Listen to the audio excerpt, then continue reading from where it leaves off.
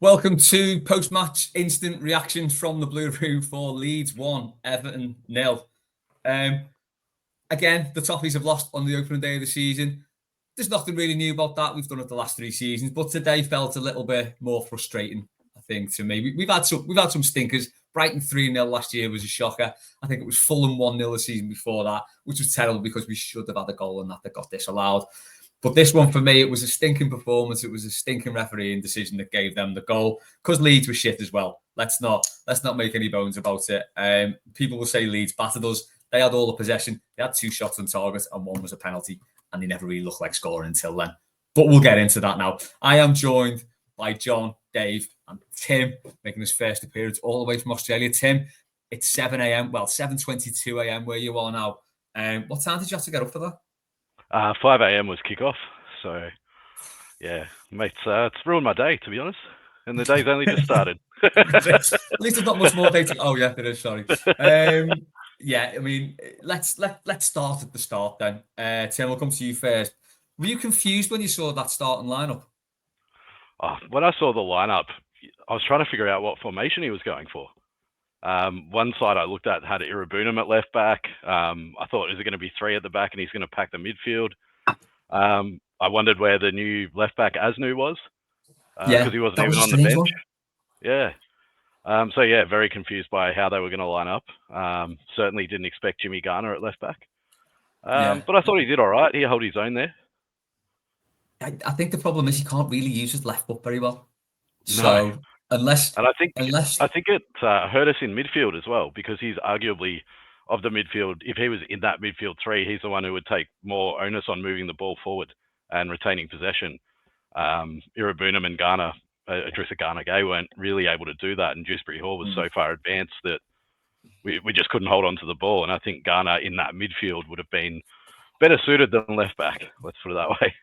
Yeah, I think you're right, Dave. When we did Blue Monday this morning, I made a case for Garner going fullback, but it was right fullback that I was thinking.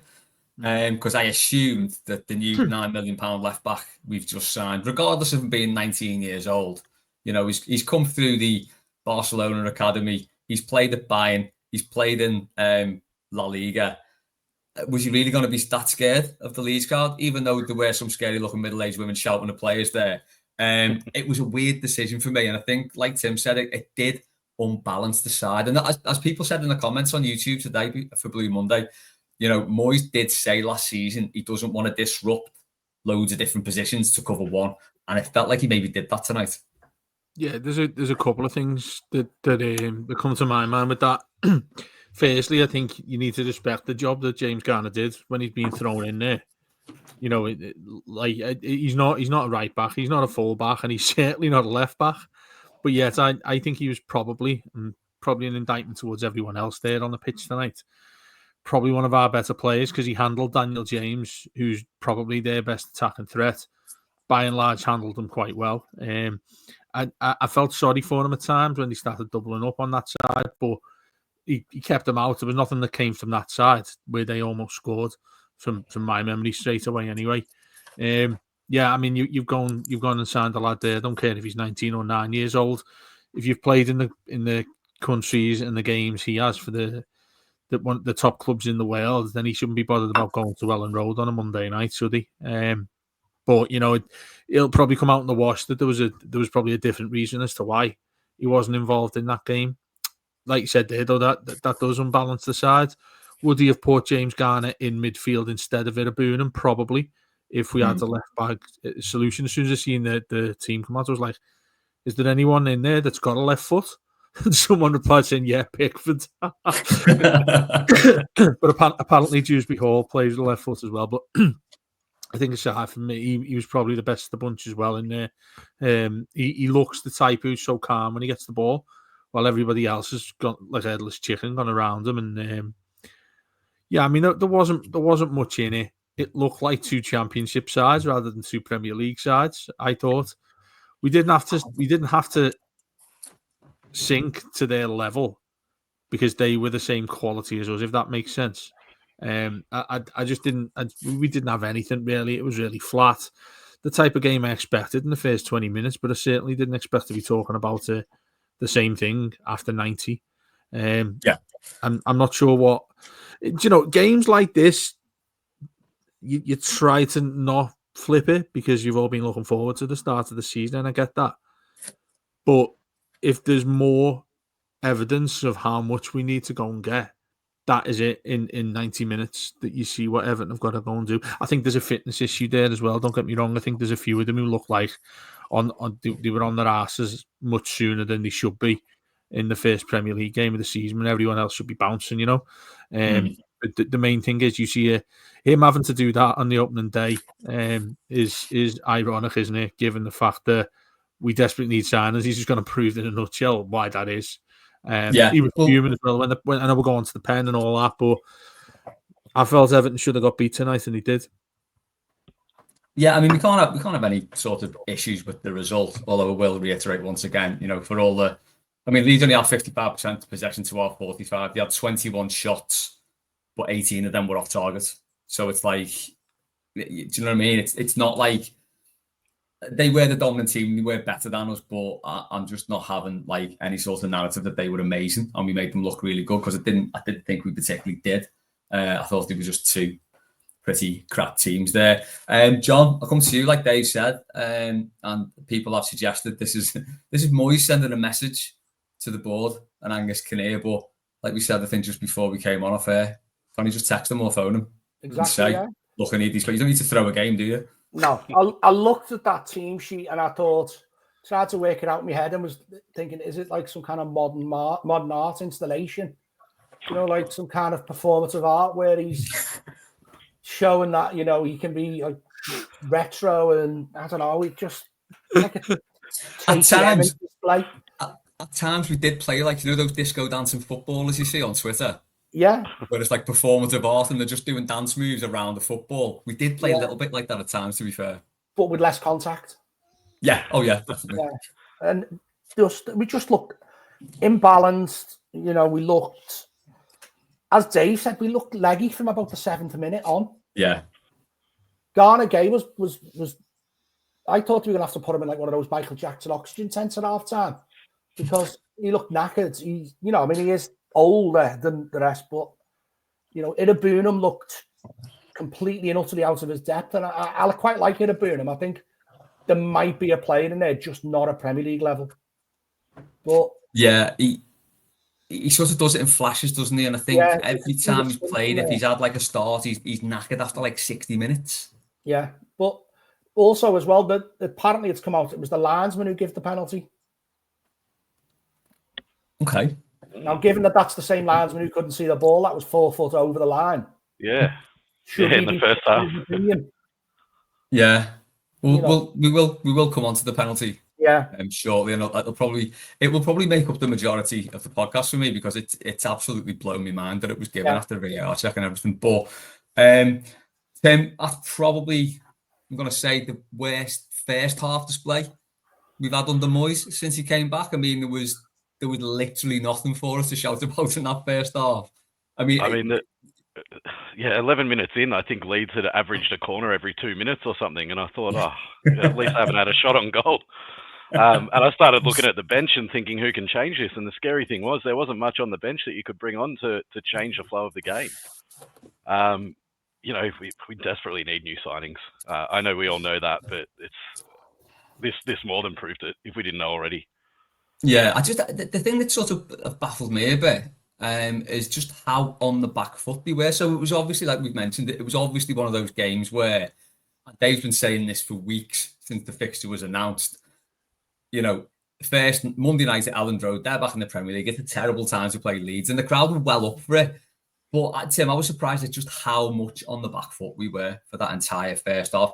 And it became, let's ride out 20. Let's just see the first half through. Let's get through 60. And it was like, Christ, we just didn't get into it at all, did we? Nah, it was a really tough watch, and I was, talking to a couple of the lads over here on WhatsApp who also dared to get up this early to watch that garbage. And the common theme was just that's as bad as it's been. That was even worse than Dyche or the fat Spanish waiter at times. It was one of the worst displays I've seen. Certainly, as you say, since Moyes came back, certainly the worst, I would say. And when you start a new season, regardless of anything, you start with a bit of hope. It's sort of like the life cycle of an Everton supporter. You get your hopes up, it goes downhill, and all just goes like that. And definitely, I had some hope. There weren't too many positives to take out of that first half, if the game at all, really. It's just I was at a loss for words after that first half, other than words I won't repeat on a family-friendly podcast. No, you can't. You can't say it, mate. You can't say it. If it's straight, you can say straight. But yeah, so Dave, I think that was the thing for me. It wasn't just that they were sort of lacking in ideas, which is a worry for the first game of the season. They were lacking in physicality, and like you said, they looked goosed straight away. Now, we've been saying all summer, let's not panic, it's pre-season. Let's not panic, it's only the second pre-season game. All right, we just started the American tour, but it's only the first game of the tour. And it's just gone on and on and on like that. The Roma game, there were some signs of improvements, but ultimately we got beat 1-0 and we ran out of legs on like 70 minutes. It feels like we're going to go through that cycle again of having another hangover into August, which is probably worse than it's been the last few seasons, because we finished the season so strongly and we finished the season on such a relative high, with that result at Newcastle and a few good results towards the end of the season. It feels like it's a wasted summer now, and all that momentum. If you can write off pre-season, okay, bad things happen in pre-season, but it feels like all that momentum's been drained out of us now after that. I'm going to go completely against you, Les, because it's one of my some of the worst things I can't stand fans saying about momentum across the summer is it's not there. It's not a thing. You finish the season. You finish the season. You don't think, let's kick on and carry on winning across the summer. You don't think, we've got real momentum going into the new season. It's a completely blank. But you go into the thing about it, though. Go on. Sorry. No, you go into that pre-season and everyone's buzzing. No. So you carry that momentum through the summer. It's true. It's not my words. I think the words of Howard Kendall. That was always his big thing, trying to finish the season strongly to take it into the next. And we're talking about the title winning sides that he managed there. Here we're talking about Everton, and the reason why I say it now is the amount of changes that came in this summer as well. I don't get from the issues we had when they came in. What was it, just after Christmas when they came in? As owner, you've got to go and change at least, Moyes said it himself, 10 players you've got to go and get in. There are a lot of mitigating circumstances where I don't think momentum's a thing, then, to be kinder to you.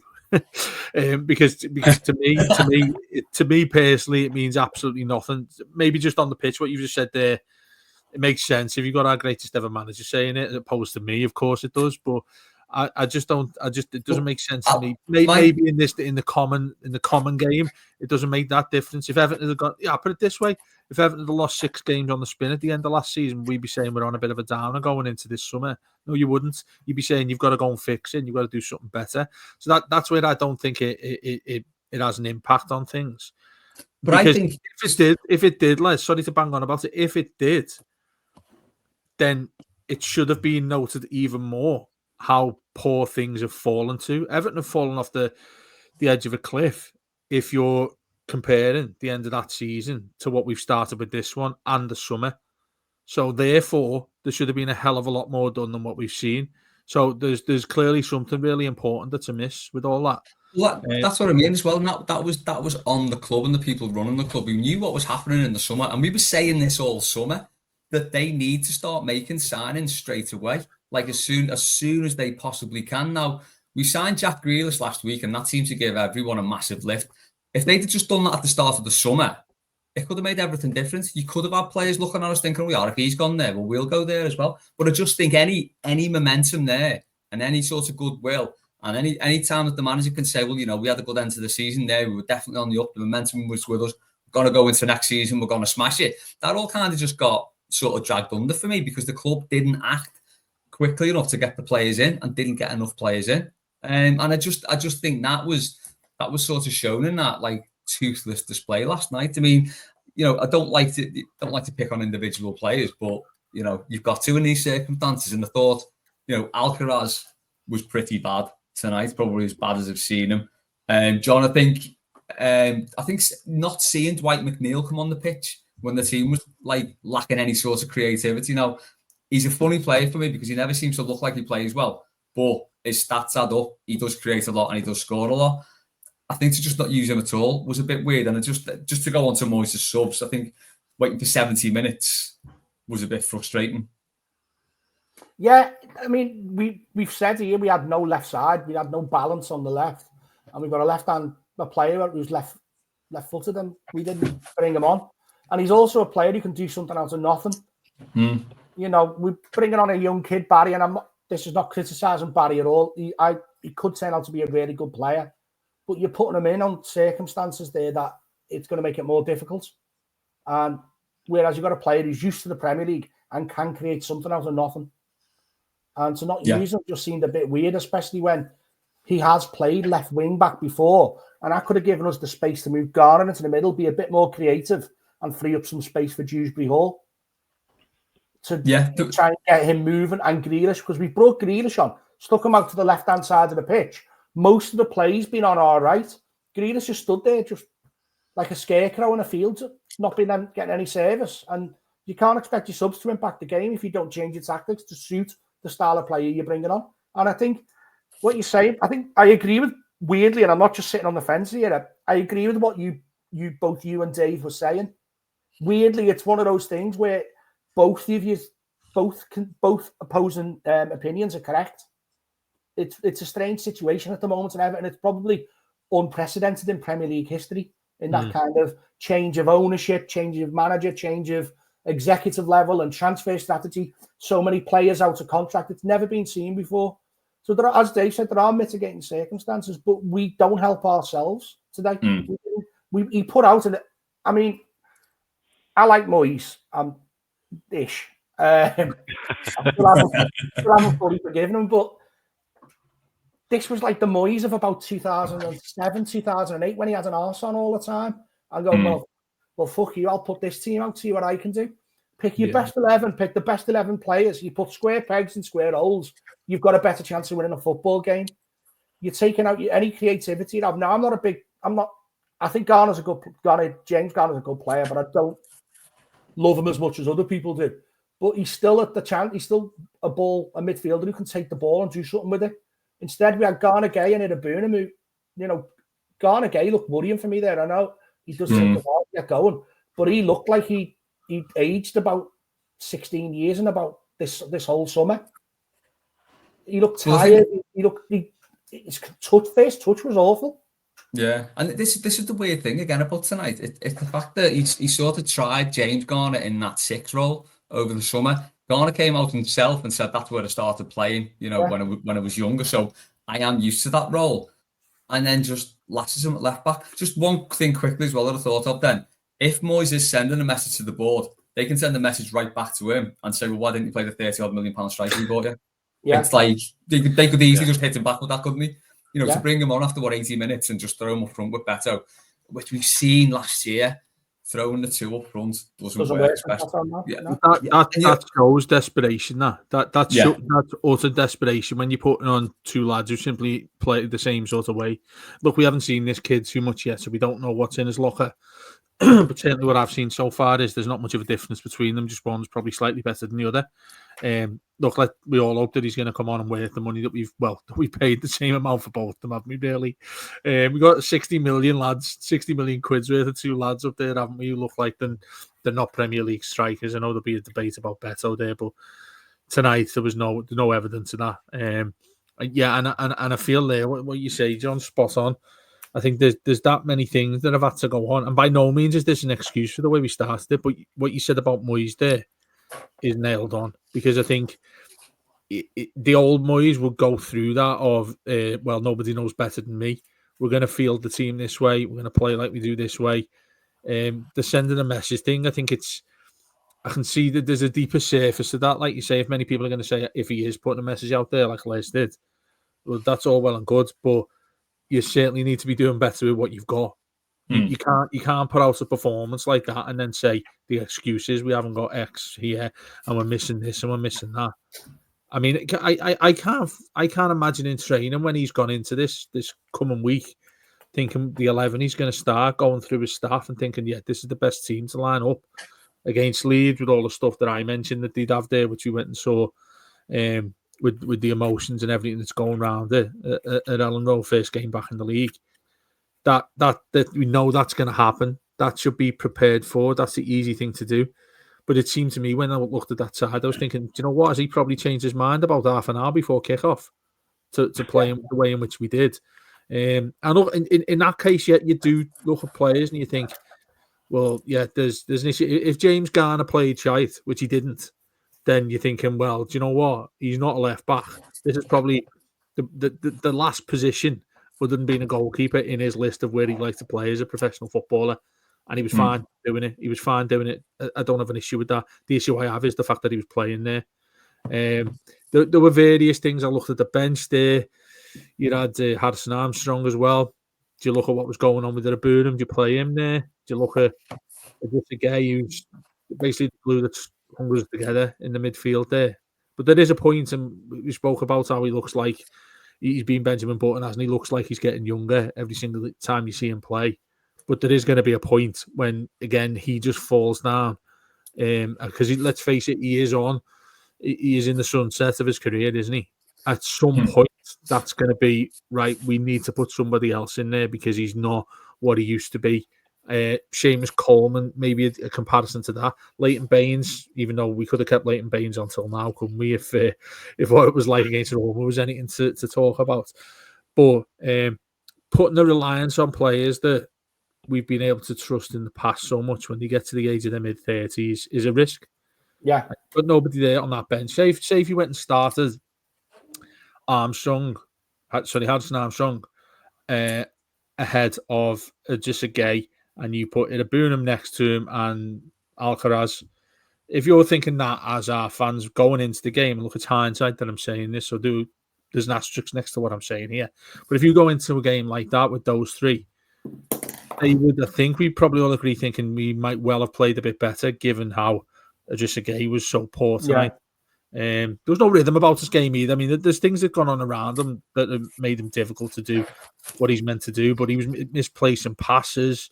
Just wasn't the one that we've looked at there. So, I mean, there's so many things that have been wrong there. And, you know, I know I'm always renowned as being so miserable about Everton Football Club, but we're 5 days away from when we play our first home game at a new stadium. They've got to improve on a hell of a lot this week. Yeah. I think a big part of this summer was to try and find a replacement for Garner Gay as well. Maybe not buy him this summer, but like identify him, maybe buy him in January. You know that we may be overreacting because he's had one bad game, but it is a worry, isn't it? Because a player at that age, if he does fall off, he can fall off quite quickly. It's not a ready-made replacement for him. Yeah, go on, John. More. There's a ready-made replacement for him. I've watched him a few times, and the lads who's just signed for Sunderland, I watched him on Saturday. That Harry Diarra. He looked. I mean, I know you were saying earlier, Dave, and you're right. We shouldn't be shopping in the same shops as Sunderland. But are you saying that having, not you, Dave? Sorry, I'm just saying in general. But people saying that having Habib Diarra in that team today wouldn't have been more dynamic, more impressive with the ball than any of the midfielders that we had. We haven't got legs in midfield, as you're saying, and this isn't like a new thing. This has been the same since, even like we signed Allen and thought, he's going to be our legs in midfield, box to box, replace Garner Gay after he left for PSG.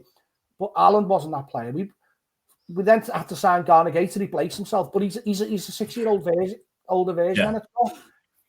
And the recruitment hasn't been good enough, and it's still not good enough, and that's a worry. We don't seem to be learning from our mistakes. No one's looking back at Telwell and Marcel Brands and Mashiri and going, this is, we still haven't signed a right back. The last right back we signed was Sidibé. Do you know what I mean? Like a competitive right back. Oh, yeah. And he couldn't even do his sock. No, he couldn't find it. He only had one sock on, yeah. But you said earlier, Les, this morning on the Blue Monday, it's 15 transfer windows without a right back. We need to make sure that we're not sat here in 2033 going, we still need to replace Garner Gay, Well, it But does feel like it, doesn't it? But No, but I it was is. going to say there, I know It's Tim's going to 8 come years. in now. I was just going to say there, just before Tim comes in with his thoughts on it, Dewsbury Hall was fine. I think I actually felt sorry for him, given what we've just said there with Iraboon and Ajisage around him. He didn't have anybody to sort of bounce off. He didn't have anybody to sort of share any sort of pattern with them in the midfield. But I thought he was really good. He actually looked fit compared to many of the rest. He wanted to drive forward. You could tell he had every intention of doing something that went through him, but it just wasn't there. So yeah, I know that puts more of a pressure on what we're saying about the other lads in midfield, just being nowhere near Premier League standards at the moment. And look, most people who listen to this who disagree with us will say immediately it's the opening day of the season. You can only take it with a pinch of salt. But it's the opening day of the season and you look like that. It makes it even worse, I think. Well, I think that I kind of agree. You don't want to overreact, based on the opening game of the season. But the issue is what personnel do we have to fix it? I mean, we knew we had a big summer coming up. Yeah. We didn't start any business until July. We should have been signing players. How have we not spent the last 6 months knowing that guys like, and I almost want to kick myself for saying this, but guys like Harrison, Decore, and DCL, who actually would have got a run today and would have been probably a couple of the best players on the team the way they went. Yeah, that's it. Knowing that those guys are going, I mean, we've gone into the opening game of the season without a right back or a right winger. The first guy we signed was a $27 million striker who is a younger version of the $27 million striker we've already got. It wasn't the position of greatest need. I think the issue is, though, we didn't have that structure in place till June. Yeah. To identify the players. We know Angus Kinnear's been coming in, but people are saying, and I've heard people say, well, he should have been doing some work, but we all remember how annoyed we were when Moyes went for United and he was trying to sign Baines and Fellaini while still being paid by Everton. So we can't then expect Angus Kinnear to go, well, yeah, I'll try and sign a few Leeds players while I'm here, or any players. He's got his own job to do till he's actually employed by us. And then he's got to bring in these transfer specialists and that and the structure. But you're right, there still should have been other players. There still should have been other people within the club identifying players. Yeah. Like Moyes. Yeah. You've got to mitigate that, haven't you? His brother's an agent. Yeah. There's no database available. And wasn't Moyes the one who said, he didn't want to work with the director of football, so that's why Delwell left. And, he's going to bring in his own scouting and his own recruitment team. What have they been doing? Yeah. I mean, that would have been the obvious thing, wouldn't it, to say, like, right, you're the manager, you're going to have free reign over transfers and everything until this point when we're going to have this new structure in, and then we'll take it from there and see how that goes. But it feels like never. I do like some of the transfers we've made in terms of Asnu being a young guy, Barry being quite young as well, Dewsbury Hall sort of 27. At least we're not going for those sort of 29, 30-year-olds who are sort of has-beens from bigger clubs. So I like the sort of more progressive model of transfers, but we also need to balance that with guys who can impact now because we need that. We need guys who can impact right now. We need to either shit or get off the pot with terms of Dibbling, Fofana, whoever. I know Fofana's not likely. Well, I did see this morning just before the game that Southampton's just bid for a right winger over in France. So maybe that means that the Dibbling deal's just about done. But again, it's he's not a ready-made player who's going to come in and make an impact. He's a 19-year-old kid, and he's now got all this pressure and expectation on him. And unless he's like the most mentally strong person in the world, he's gonna have a little bit of a bedding in period. And we can't he did play over 30 games in the Prem last year, so he's got Prem experience. He's got experience, but he was in a team that got 12 points. And I know that's not his fault, but at the same time, he stood out in that Southampton team because I'd probably have been the third best player. He would have stood out in today's Everton team, I imagine. No, he would have been the best player on the pitch. That's spot on what you both said there about you get a player in who's 19 and you think, he would, for all the money in the world, he's going to come in there, he's going to be wanting to show off as much as he possibly can. You tonight would have been perfect because it's an away game, so you not got as many fans on your back then as you will do when you go to the new stadium. And there's what our fans are like. We're all the similar fans of every club. Will kick off regardless if the player's not kicked the ball before. And the other one positive I wanted to throw out, because I know it's completely in the opposite direction what I'm on about. Just a gay. Ndiaye just looks like he is made for a Champions League side, by the way. Yeah. Every single thing that lad does, he does things that look to me that's impossible to do. I mentioned this earlier this summer. Do you know what? I mentioned it earlier this summer where it's almost like he loves a physical battle, given the fact that he's 5 foot nothing. Yeah. He loves people coming in and like trying to kick him everywhere. He could have, do you know what? The funny thing is, he could probably get so many more fouls, but he likes to stay on his feet. Yeah. He likes to fight with who he's up against. Exactly what you want to see. And the more we got the ball, it's no secret, is it? The more he gets the ball, the more things happen with us. And again, I think he was probably our best player there. I mentioned Garner, but in an attacking sense, I think he was there, and everything goes through him.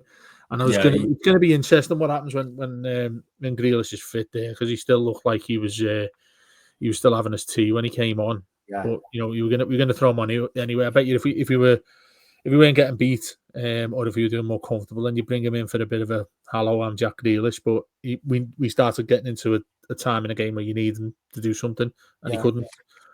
But that sort of thing I was liking about. I had a mate message me about like how it is, and I'm excited by it away from this game, because I do think you need to obviously take it into context. But what you can work around there, if you have a 3 behind one of those strikers, is quite exciting. Yeah, it is, and I think that was the most frustrating thing about tonight. That it's just nothing was not clicked. happening. Just on Ndiaye, I think he's like 5'10", which is like a giant compared to me. Yeah, but he's 5'10", but he's about 6.5 stone, isn't he? Yeah, and he was playing against 7 foot tall fellas. Did you see that? He's just signed all the big fellas, hasn't he? Yeah. Signed giants. Well, we would. He signed the Harlem Globetrotters. Oh, absolutely! Well, crazy. we were the Washington Generals tonight, weren't we? Yeah. Should we talk about the penalty then? Let's talk about the penalty. Because ultimately, that's what the game hinged on. Because do you know what? For all Leeds' possession, like I said, they weren't very good. They didn't have many shots on target. They were better than us, but it didn't take much. But I just thought to give that penalty. Who wants to go first? Tim, we'll come back to you first on this one. Go on. I want to say what penalty, because that wasn't a fucking penalty. Exactly. As soon as the ref blew the whistle and pointed at the spot, I went, "No, come on!" And I thought, surely that'll get overturned. And if it didn't get overturned, what were they talking about for 3 minutes on the microphone? Yeah. Oh, what's he supposed to do? Make his arm disappear? Yeah. Exactly. His arm's coming back behind him. It's just, if it went the other way, it wouldn't have been given. Let's say that. Well, I've been having murder in some of the group chats because people say, "Well, we were shit and we deserved it," and I don't think you deserve to get a penalty given against you that's not a penalty just because you're shit. But John, I totally agree. It was genuinely like, what is he meant to do there? Because I think Andy Hinchcliffe was saying he dipped his shoulder down towards the ball. He's got to try and block it. Yeah, Andy Hinchcliffe. I mean, we were given. John, no, Hinchcliffe, please, no. We gave Don Goodman credit the other night in Mailbag, but oh my God, Andy Hinchcliffe hates us. Well, and someone said he's not an Evertonian, but he does, because most Evertonians hate Everton.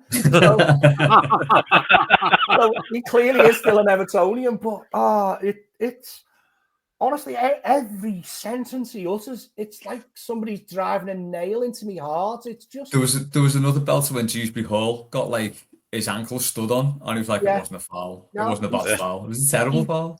He's a vacuum of personality. He's one of those people who thinks he's intelligent, but he's not. What he is, he's a Mancunian Alan Smith.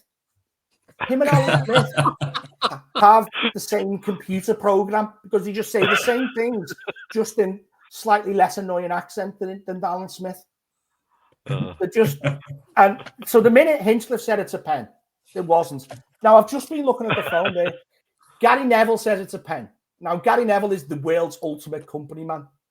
Yeah. If the FA or the PGMOL tell Gary that Neville, God rest his soul, was a terrible father, Gary would go, "Yeah, he was, yeah, And you got Carragher going, "It's clearly a penalty." No, it's not, Jamie. You two have played the game at the higher, well, level, a much higher level than Carragher. But and if these are just towing the party line, there's no point in having these pundits if they're not going to say what it is. And under every single metric that the PGMOL put out for the penalty, it's deflected. He's moving his arm behind his back. It's not an unnatural movement. He's unsighted. Under every single metric that they've put out over the last 2 seasons, it's not a penalty. Yeah. But tonight, Chris Kavanagh, who we all know ever since he refused to send off Pickford when Pickford killed Van Dijk that game, he's been on some kind of Mad Max style mission to not give Everton anything. That's now 1 win in 10. I know we're shit, and we have been shit, but we've won 1 game of the last 10 that Chris Kavanagh's referee does. The dead-eyed freak. Yeah. Isn't he? He's like... Kavanagh? Yeah. You do realise, lads, that he's the glorious referee who gave us that penalty at Anfield when we won 2-0 in COVID. He gave that pen. But it was a pen. Well, and it's so interesting. You've got to give a pen. I know it's Anfield and penalties not given there. Like, yeah. Well, at least there wasn't any pressure from the crowd. That's a good point. Yeah. Well, did you see that? They were louder than normal that game. Well, Carragher, obviously, quite sadly, remembered it so fondly, like it sticks in your mind because it was our first time we got a pen there since World War One, whatever. Was when I think it's Calvert-Lewin shoots and he tries to run over and Alexander-Arnold's just on the floor. And I remember Carragher saying at the time, "What's he supposed to do? He can't move out the way. I'm not sure what he's supposed to do." But obviously, yes, he did. It reminded me of that today. But what Alexander-Arnold could have done was not raise his foot.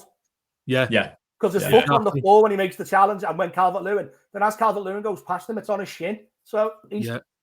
Exactly. But the point I'm making there... I know what you're saying, yeah. The funny thing with him, but also with what Carragher said tonight there, by saying it's a Stonewall penalty, when he's... And that's a similar circumstance in the fact that what is Tarkowski supposed to do?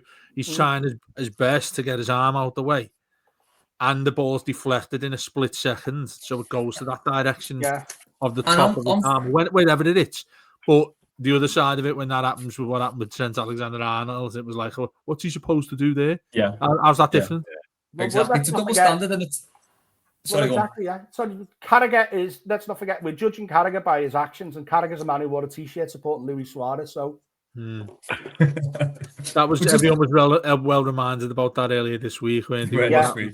Just on the penalty, then, I mean, like you said, under every metric, it's just not a penalty. And Dave, people can say, "Well, Tarkowski should have just left it," but he's a defender. You can't just leave it. You throw your body thing, especially a defender like Tarkowski. That's his thing, isn't it? He gets his body in the way of stuff. He throws himself around, and it was a perfectly legitimate attempt to get the ball.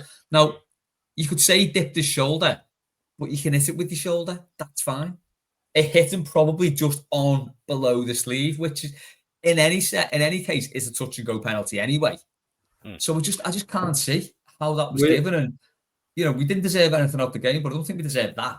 No, if we'd have lost that game by a screamer or a good move or a tap in, even we got what we deserved there, but. To lose to a decision that it's still now, I'm still trying to work it out. Honestly, it's like that in my head now. It's like that scene in JFK, the Oliver Stone film, where he's trying to discuss like the trajectory of the bullet. Yeah, that's what's going on in my head now. It's like A Beautiful Mind, all these equations going on, and I'm pity sitting. That's what was going through Chris Kavanagh's head. Just on a slight tangent there, I used to work in a video shop when JFK was out, and a woman would always come in and ask, "Have you got that JKF film?" I mean, how dense do you have to be? JKF, what the hell? Was it anyway? Jackie Kennedy? About as dense as Kavanagh to call that a pen, I guess. Dave, did you have a theory before on them getting it? Or am I making this up now? What do you mean?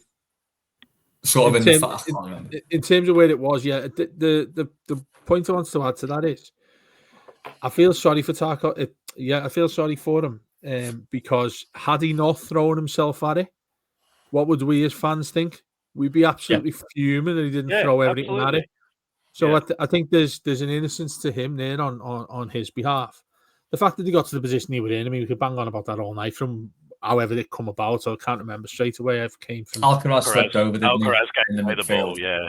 Well, there you go. I mean, I remember that. something has to start for it to end, doesn't it? With stuff like that. But yeah, I mean, given this season as well, is there going to be a season where it doesn't start with VAR? And everyone spoke a lot about what that stupid Law 13 happened with Crystal Palace and Eze's free kick that should have been a free kick, but they decided it weren't because your players can only be within 5 yards of the wall or whatever crap it is.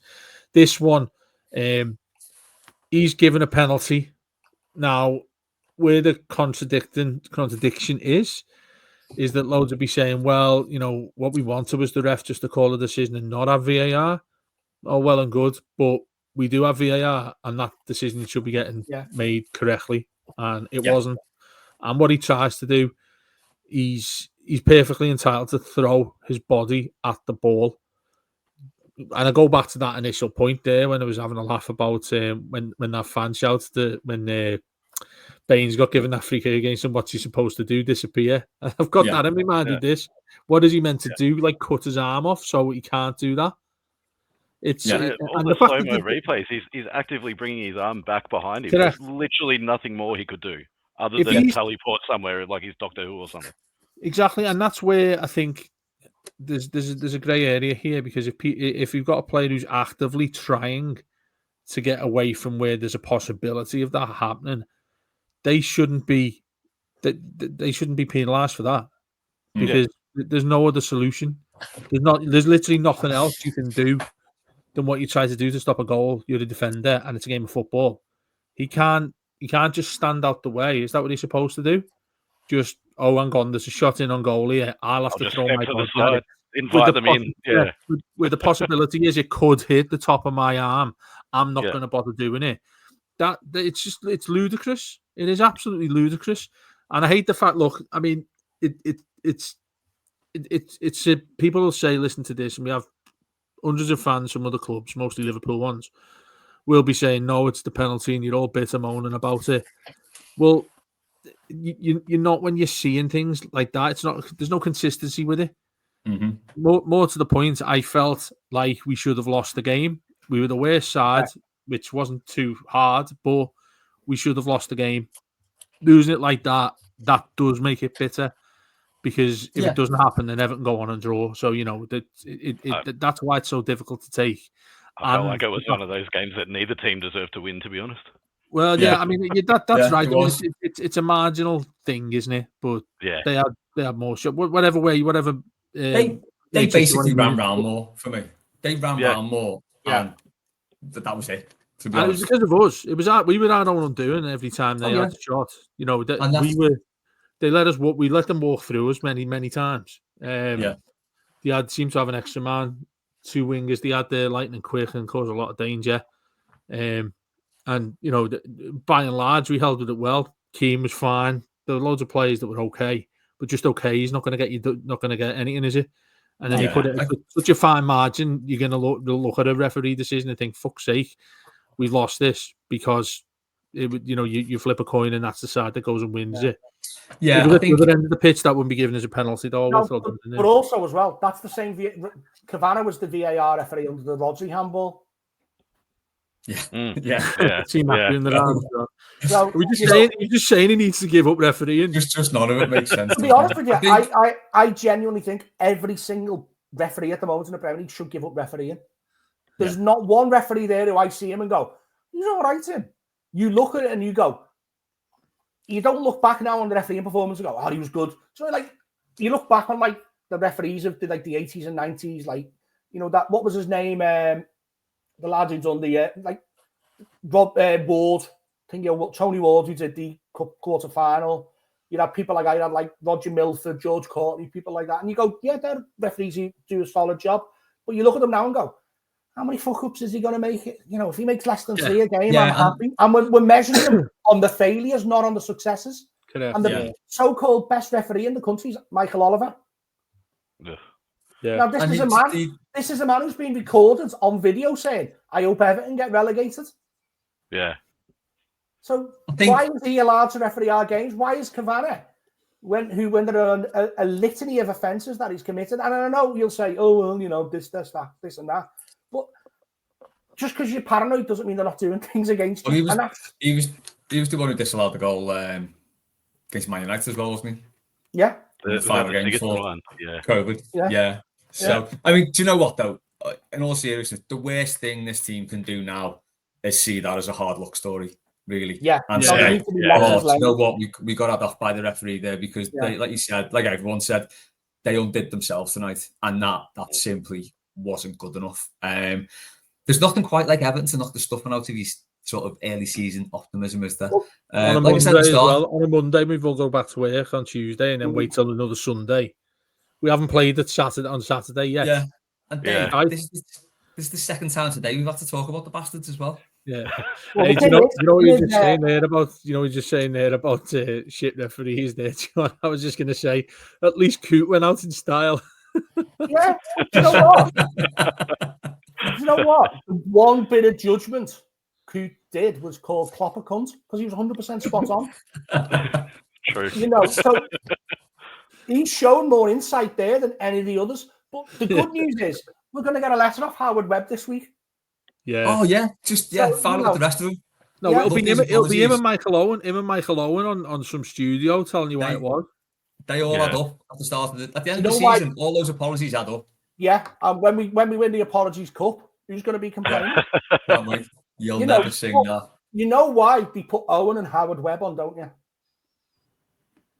Can anyone Has anyone ever watched the program with them on? I've seen it. Thankfully not, no. No, well, Dave, you've watched it once. Can you recall anything either of them said? Well, no, I mean that's Michael Owen that's Michael Owen in a T. I have no idea how he does any punditry whatsoever.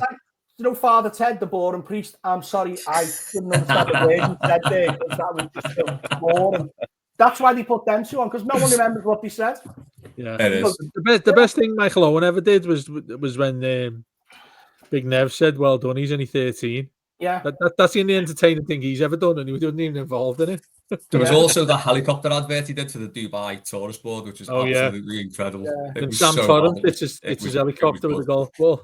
Yeah, he's another one. We're talking about lack of personality. Hinchcliffe Smith. He's what a start to the season, eh, lads? He's just beige, isn't he? He's just beige. Good job. We got all those minutes in the legs pre-season. On that bombshell, we'll leave it there. We're somehow 47 minutes into a post-match podcast about that game. There's a lot of changes, let's just say there's a lot of changes need to be made and a lot of arses need to be kicked before Brighton at home. And Moyes is one of them. Yes. Yeah. Definitely. But he should get Charlie Adam back for that. Set piece coach to kick his ass. If we could get a player who could get a set piece past the first man, that'd be nice. That's only been an issue for 3 fucking seasons. So 3 seasons. That's been an issue since about 1994. When Dewsbury Hall took a free kick. Everton have bought Dewsbury Hall to add a bit of extra quality to the set pieces, and he literally hit the Leeds player on the edge of the box. Yeah. No, there was one where O'Brien probably should have scored. Well, I say probably should have scored. That was a great corner. That was just after it. It was a great corner. He should have buried that. I think ultimately we got what we deserved there, but just not really in the way that any team deserved it. It was just awful game, awful refereeing display. The result was correct, but the road to get there was incorrect. Yeah, exactly. Hey, tell you what though, the pressure's on now against Brighton. First game. Tell you what, mate, it's gonna be heavy against Brighton, isn't it? Yeah. That's I'm just wondering how we're going to organise the booing when they score their seconds. Yeah. A lot of people have moved, haven't they now? So that booing's not going to be as well coordinated. And I think there's a lot of the Park End in the South Stand. So that should be all right. Park End is at the South Stand? I think a lot of us have affected atmosphere and. I thought it was all as one. I thought Park End and Gladys was all as one now.